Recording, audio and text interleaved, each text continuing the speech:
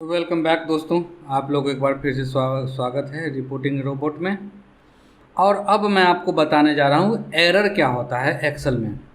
Right, तो अभी आपके स्क्रीन पे जो दिख रहा है लगभग 7 टाइप के ये एरर हमने देखा होगा एक्सेल में।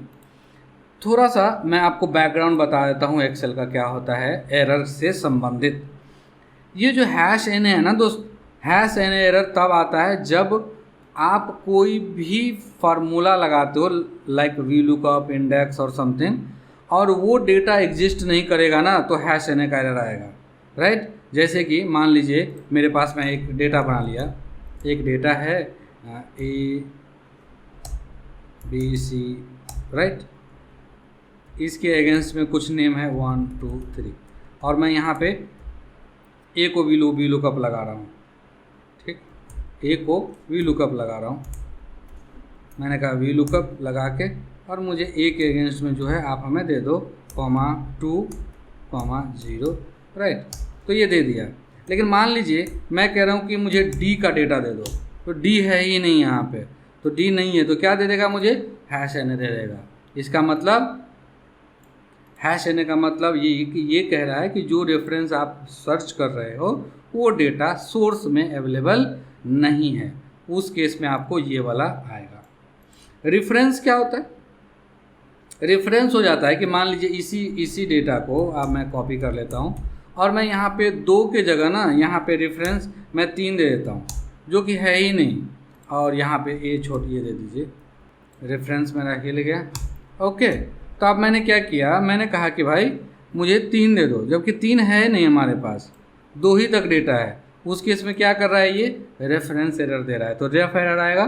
तो आप समझ सकते हो कि गलती कहाँ पर है। देखिए दोस्तों, पूरे एरर समझाने का मकसद मेरा ये है कि ये बेसिकली एक्सेल में एक इंडिकेशन है कि आप गलती कहाँ पे कर रहे हो। राइट, तो वो चीज़ बताने का तरीका है।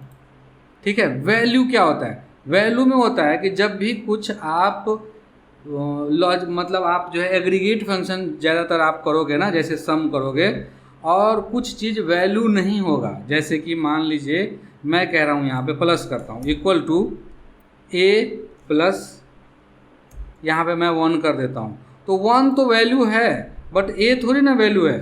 इस केस में देखिए क्या दे रहा है, वैल्यू का एरर दे रहा है। बट मैं इसी जगह ए के जगह अगर मैं यहाँ पे करता हूँ इक्वल टू, हाँ जी, इतना और प्लस इतना, तो इसको कोई दिक्कत नहीं आएगा, रिजल्ट दे देगा आपको।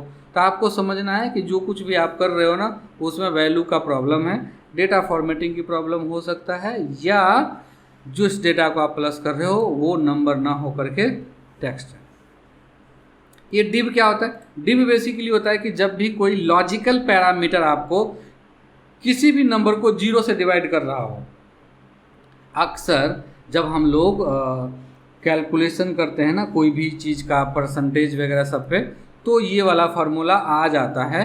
कैसे, जैसे कि मान लीजिए मैं कह रहा हूँ कि इतना, मान लीजिए एक 0 कहीं पे पास कर लीजिए, यहाँ पे है 200 और यहाँ पे है 0। राइट, तो अगर मैं कहूँगा equal to 200 and divided by this 1, तो ये आपको डिव 0 दे देगा। बट यहीं पे मान लीजिए अगर 5 होता तो वैल्यू दे देगा, बट अगर 0 हुआ तो आपको एरर दे देगा। ठीक है, ये होता है डिव। इसी प्रकार से नल और नेम होता है, आपने देखा होगा। नेम बहुत ही कॉमन है, जो फार्मूला नहीं है, मैं कह रहा हूँ राज है ना, और कुछ इस तरीके से मैं परफॉर्म कर देता हूँ, तो क्या करेगा, ये नेम का एरर दे देगा। मतलब जो आप यहाँ पे लिख रहे हो नेम, बेसिकली वो हमारे सिस्टम में एग्जिस्ट नहीं कर रहा है, either name, range, formula, function कुछ भी एग्जिस्ट नहीं कर रहा है, तो इस केस में ये रेंज दे देता है। नल भी और नम भी आपको बड़े रेयर देखने को मिलेगा। तो ये हो गया नेट कि हमारा एरर कब, क्यों और किस परिस्थिति में आता है। चलिए दोस्तों, तो अब मैं आपको बता रहा हूँ अब इसको हैंडल कैसे करेंगे।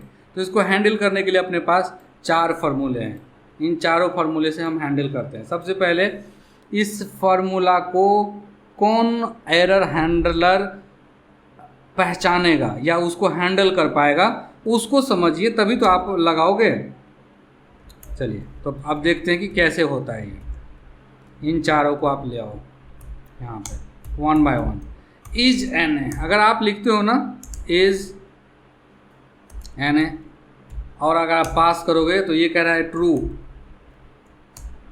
और बाकी को कह रहा है फॉल्स। मतलब इज एन ए एक ऐसा एरर हैंडलर है जो एन ए के अलावा किसी को नहीं पहचानता है, राइट। इसको मैं अलग कलर कर देता हूँ। तो मान लो आपका एरर इसमें से कुछ आ रहा है और एरर हैंडलर आप यूज करोगे इज एन ए, तो काम नहीं बनेगा। तो आपको क्या करना पड़ेगा, या तो आपको यही यूज करना पड़ेगा। इज एरर क्या होता है,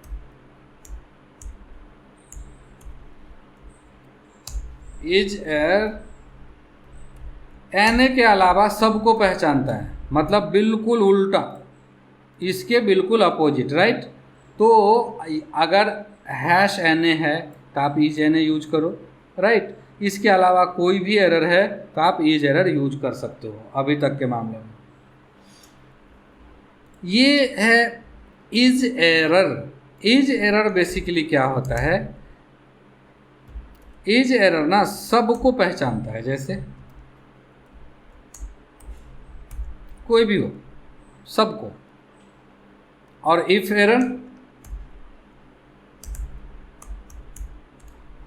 एरर भी सबको पहचानता है, बट लिखने का तरीका चेंज हो जाएगा। अगर एरर है तो मैं कह देता हूँ यस, या नहीं तो जो है वही दे देगा, राइट।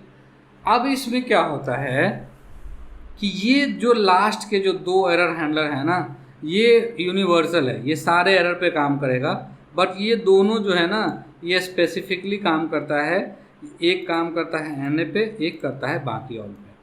अब मैं आपको इसका लगाने का तरीका बताता हूँ। देखिए ये वाला जो है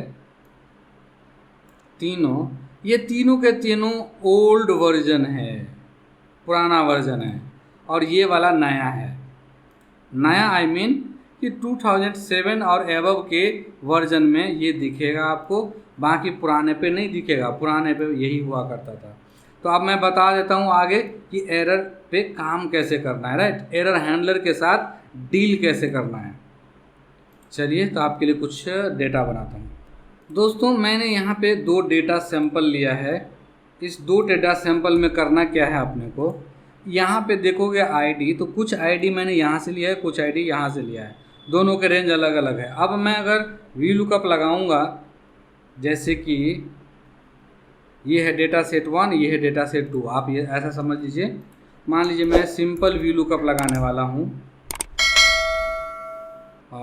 F4 और वी लुकअप यहाँ से यहाँ तक, ठीक है दोस्तों। नेम में मैं फ़िलहाल मंथ डाल दिया इजी करने के लिए, 3 और 4। अगर आप इसको कॉपी पेस्ट करोगे नीचे, अभी एरर दे दिया। एरर क्यों दे दिया कि ये वाला आईडी इसमें है ही नहीं। तब क्या करोगे, अब आपको यहाँ से उठाना पड़ेगा, राइट। तो अब ऐसा थोड़ी करोगे कि जो यहाँ से आया ठीक है फिल्टर करके बाकी इस पे लगा लो, एक ही साथ सारे कुछ लगेगा। तो आप क्या करोगे, आप हैश एन ए है तो आप चाहो तो इज एन ए भी लगा सकते हो, राइट। और चाहे तो आप इज एरर भी लगा सकते हो, चाहे तो आप इफ एरर भी लगा सकते हो। मैं तीनों तरीका से बताता हूँ।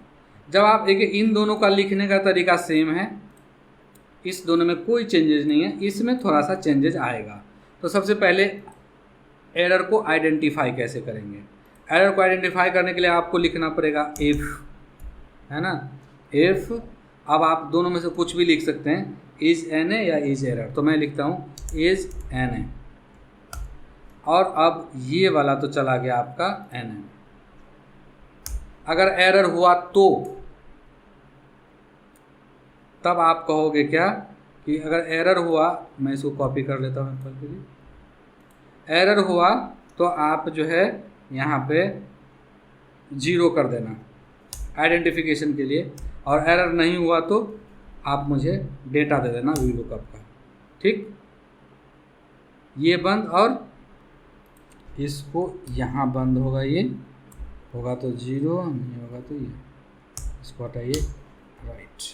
अब मुझे क्या करना पड़ेगा, अब मुझे फिर से रेफरेंस चेंज करना पड़ेगा। तो मैं क्या करता हूँ, चलिए इसमें मैं मैनुअली चेंज कर देता हूँ, बाकी मैं ठीक कर लूँगा।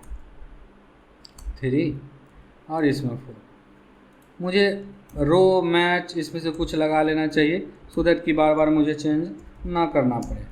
अब देखिए, अब मतलब 0 हो गया, मतलब ये एरर को तो पहचान लिया, काम कर रहा है। तो अब क्या करना है, अब ये करना है कि जहाँ पे 0 आपने पास किया था ना, वहाँ पे एक वी लुकअप और लगा दो यहाँ से, तो आपका एक ही फार्मूला में दोनों टेबल के साथ काम हो जाएगा। जैसे कि मैं क्या करूँगा, इसको सेलेक्ट करके यहीं पे लिखूँगा वी लुकअप, लुकअप वैल्यू ये रहेगा, ठीक, कॉमा, लुकअप रेंज अपना ये रहेगा, ठीक, F4, कॉमा, मैं यहाँ पे मैच लगा लेता हूँ, या चलिए मैच नहीं लगाता हूँ, शॉर्टर करने के लिए मैनुअली कर लेता हूँ। ठीक है, अब फिर से मुझे क्या करना पड़ेगा, Ctrl+Z, ये वाले वी लुकअप को कॉपी करते हुए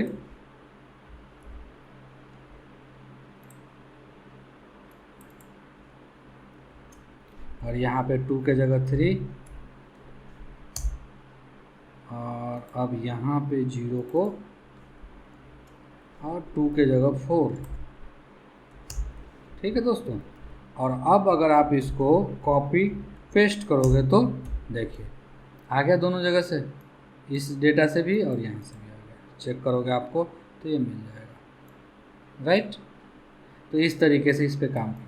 मान लीजिए इसी फार्मूला के साथ अगर मुझे इफ़ एरर का यूज करना है तो कैसे करेंगे, बहुत आसान है।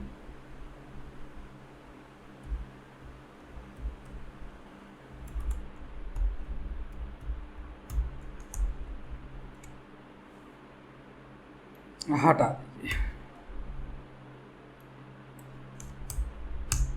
एक वी लुकअप तो रहेगा, यहाँ पे अपने लोग मैच लगा लेते हैं, राइट। मैच लगाने से आसान हो जाता है, मैच इसके साथ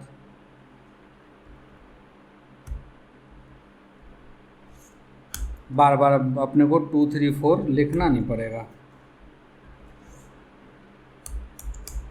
ठीक है दोस्तों, अगर मैच लगा दिया हमने, सॉरी, तो इस तरीके से आ गया, राइट। इतना तक तो आ गया एरे। अब देखते हैं कि इफ़ एरर कैसे काम करता है। तो अब इफ़ एरर के लिए ना, इसमें जो है इफ़ अलग से लगाना पड़ा था आपको, इसमें इफ़ लगा हुआ है, बस इतना ही फ़र्क है। तो इसमें कुछ नहीं करना है, इफ़ एरर, ठीक है। अगर एरर हुआ तो कर दो 0, ये बंद कर दो। देखिए आइडेंटिफाई कर लिया इसने। अब क्या करना है, जहाँ पे आपने 0 लिखा था, कंफ्यूज नहीं होना है दोस्तों। देखो यहाँ पे 0 0 0 3 बार आ गया है। मैं एक बार फिर से समझा देता हूँ, मे भी कन्फ्यूजन हो सकता है आपके लिए।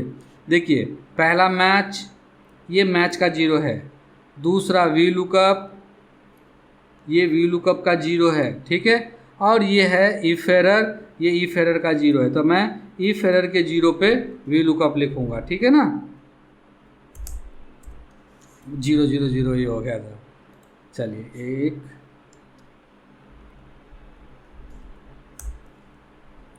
और सिंपल वी लुकअप F4 लगा के हुए कॉमा मैच लगा देंगे यहाँ से।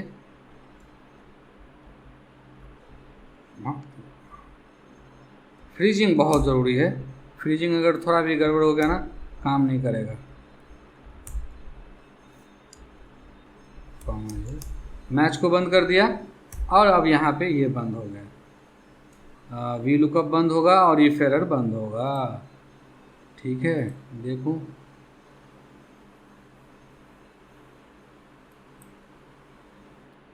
ये वाला मैच किया इसका। तो अब यहाँ पे क्या करना पड़ेगा, वी लुकअप के लिए कॉमा 0 भी तो देना पड़ेगा, तब सही होगा। अब वी लुकअप 1 और अब ये 1, नहीं तो गड़बड़ कर देता है। और इंटर मार के देखिए आपका काम हो गया ना। तो ये चीज़ होता है। अब इसमें अगर इसी प्रकार से अगर 3 टेबल होता तब ये कितना हो जाएगा, ये बहुत बड़ा वी लुकअप हो जाएगा। अब यहाँ पे 2 ही क्राइटेरिया में 1 2 3 बार वी लुकअप लिखना पड़ रहा है। अगर 3 होगा तो 5 बार आपको वी लुकअप लिखना पड़ जाएगा, राइट। होप कि आपको ये वीडियो समझ में आ रहा होगा जो भी बताएं, ठीक है। इसी प्रकार इस पर आप प्रैक्टिस करिएगा एरर हैंडलिंग पे। और अब मैं मिलता हूँ अपने अगले मॉड्यूल में, जहाँ पर हम सीखने वाले हैं पिवट टेबल एंड चार्ट, ठीक है दोस्तों। तब तक इसको एंजॉय करिए। एक 3rd टेबल ऐड करके प्रयास करिए कि 3 टेबल के साथ कैसे इंटीग्रेट करेंगे। मिलते हैं अगले वीडियो में, तब तक एंजॉय करिए। Thank you. लाइक करते रहिए, शेयर करते रहिए।